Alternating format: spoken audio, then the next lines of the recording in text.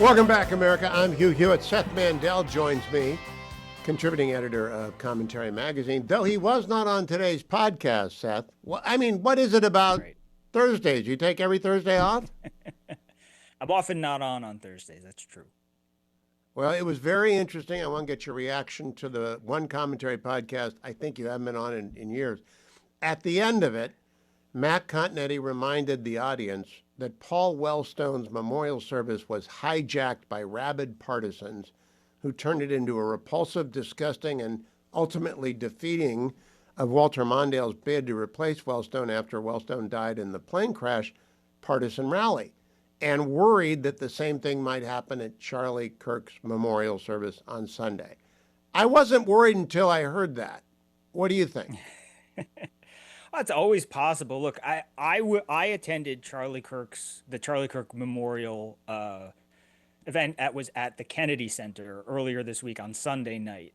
And what struck me about that vigil was there was no real strident partisanship to it at all. I mean, there was the obvious occasional remark about the left, but nobody was shouting war. Nobody was saying, we're going to get him, we're going to take it to him. It was mostly just people saying, and these were members of the administration and the cabinet. Robert F. Kennedy Jr. was up there, and Tulsi Gabbard was up there. Press Secretary Caroline Leavitt was up there. Speaker of the House Mike Johnson was up there. They all basically said Charlie had the gift of debating people with love, and that would be his legacy. So if the early reactions and the early events are any indication of the future, it will take that form and not take the Paul Wellstone road. I'm so glad Matt said it, though, because it's a great caution against that. Yes. Now, Seth, I got a question for you.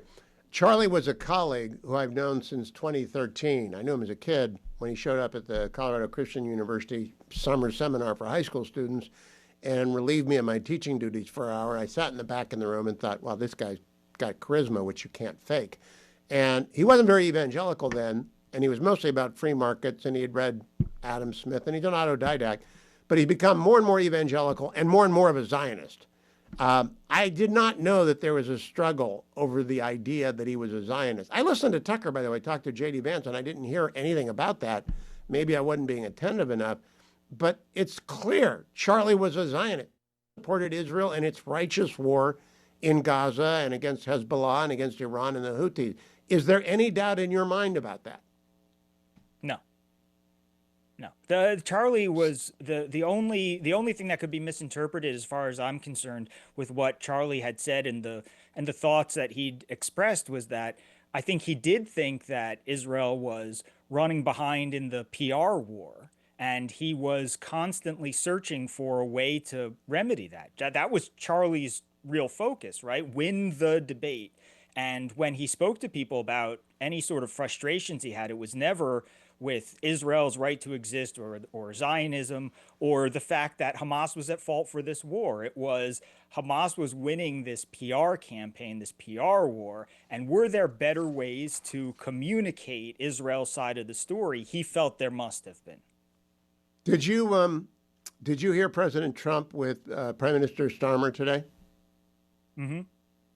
All right, let me play for the audience cut number 7 so we can both comment on that. This is Donald Trump earlier today. We have to remember October 7th, one of the worst, most violent days in the history of the world, not just there, the history of the world. And I got to see the tapes, and I wish I didn't see them, actually, but I got to see them.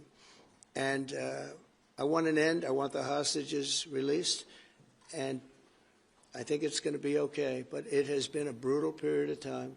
But this has been going on for a long time. This is not something that's over the last year, 2 years. But this has been for decades and decades. But we want it to end. We have to have the hostages back immediately. That's what the people of Israel want. They want them back. And we want the fighting to stop, and it's going to stop. But a lot of bad things. Hamas said that they're going to put the hostages up as bait. They're going to put the hostages in front of any attack. And that's pretty brutal. We haven't heard that one in a long time.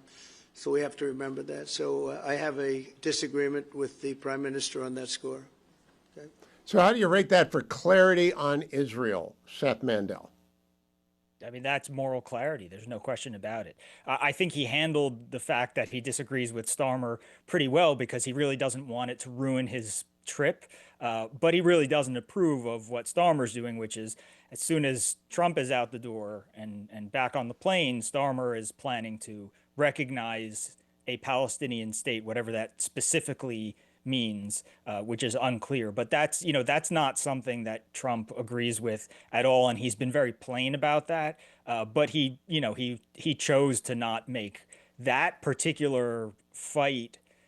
Not to have that particular fight there in public at a joint press conference, which makes a lot of sense. And I think he made the right move, which is to just reiterate Hamas is at fault for this war and Hamas's continued depravity in terms of the hostages and the way that this war could and should be over because Hamas should have returned the hostages already. And we also know how they're treating them. And we know that Hamas is going to use them, as the president said, as human shields in urban warfare. And so I think, that was his way of saying, look, if you want to reward these people with sovereignty, okay, you do you. But, this is what I think of them.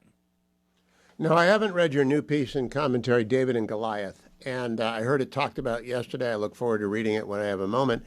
But I am curious, do you have any kind of way of knowing what's going on in the battle for Gaza City? Because I read the English language stuff out of Israel, and there is no news. No one is telling us, like, if it was in New York, Greenwich has been taken or the Upper West Side has been secured. We don't have any idea, do you? No, it's hard to know. It's hard to know what's going on in Gaza City specifically. And, a lot of this fighting, remember that Hamas has basically created a second Gaza underground. So it's sort of like, for people who watched Stranger Things, the Upside Down, right? So Yeah. there's a multi-dimensional element to each neighborhood, each house, every piece of land, every inch of land that they fight over, there's a kind of underside to that is really totally invisible to everyone, including at the outset, many of the IDF soldiers themselves. So there's a lot going on in the shadows here. That's a great analogy. Today I analogized America's web to having recesses as dark and dim and full of fanatics as the underground tunnels in Hamas. But I think your analogy is better. The underground tunnels in Hamas are like the Upside Down. And I only watched one season of that. Did you watch all of it? No, I watched all of the first season and then some of the second season. Yeah. Who was the girl that vanished? I don't remember. Free Susie or something? Long enough ago Yeah. that only watched the first and part of the second season. I loved the first season, though. Yeah, it was fabulous, but then it got weird, and I said, okay, I am not the demo. One of the greatest things you come to realize in this land is when you are not the demo.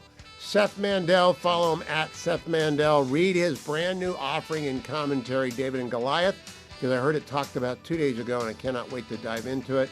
Thank you, Seth. Coming right back, America. Stay tuned.